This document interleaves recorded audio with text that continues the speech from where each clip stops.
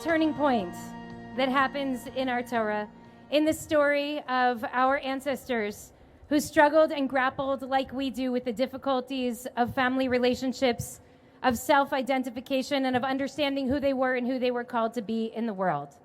And as we come toward the close of the book of Genesis, we start to see the ways that many of the wounds from generations before, many of the patterns that had been established in our family start to come to a head, and some of them are ultimately able to be resolved. One of the great turning points of the book of Genesis occurs in this week's parsha. It occurs in a verse that you may or may not have noticed in chapter 42, verse 21. It happens once Yosef who is now dressed as the second in command to Paro, to the king of Egypt, sees his brothers before him begging him for food that they need in order to survive. He recognizes them, they don't recognize him, and he threatens to throw them all in prison, which he does for several days, accuses them of being spies, and tells them that they will not have the food that they need in order to survive unless they're able to go home and bring back their youngest brother, Benjamin.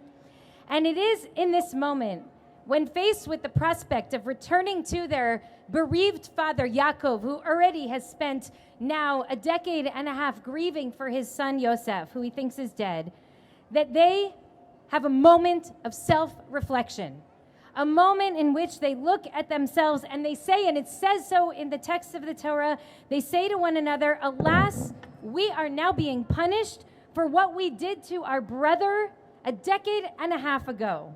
He pleaded with us to save his life, and we did not listen to him. That's why we're suffering today." And what the rabbis will point out is that we didn't hear Yosef plead years ago when they had thrown him into the pit.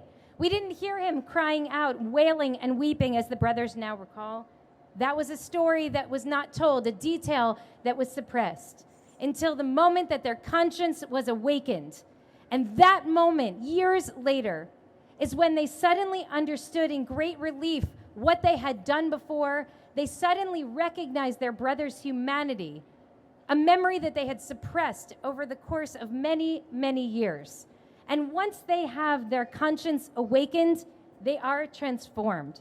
And following this new reflective awareness comes a real shift in action, which we see through their brothers Reuven, through Yehudah. The entire story hinges on this moment of self-awareness. I raise this for us this week at the end of another incredibly difficult week, in which we saw yet another shooting in another American school. And I have heard a couple of times over the last several years this absolutely horrific reality that twice as many students are killed in school shootings a year as members of the military who are deployed around the world. Twice as many students in America are killed in our classrooms in the course of 1 year. And in some of the protests after this shooting in Michigan, I saw a sign that a little girl was holding that said, "If I'm shot in school, please bring my body to Congress because my blood will be on their hands." And I know that I'm not alone in wondering what it will ultimately take to pierce the conscience of those lawmakers. It's not the country, it's a few lawmakers who, because of their addiction to blood money, refuse to do what is absolutely essential to be done in this country. What will it take to pierce the conscience of these lawmakers and have them ultimately go through the transformation that Yosef's brothers went through in that moment when perhaps they feared for their own lives but suddenly were awakened to the humanity of their brother years before? What will it take for them to hear the voices of Fred Guttenberg, whose daughter Jamie was murdered at Parkland, who I saw in D.C. this week, the day after this shooting, and we had a moment of commiserating. Yet again, yet another, he said. And then I got to come home and kiss my kids goodnight in the middle of the night when I arrived back from D.C., but he got to go home to an empty bedroom. What will it take to open the eyes, to pierce the conscience of those people who stand in the way of us engaging in a safe and loving way, building a safe and loving society for ourselves, for our children, and for our future? What I know is that it's possible.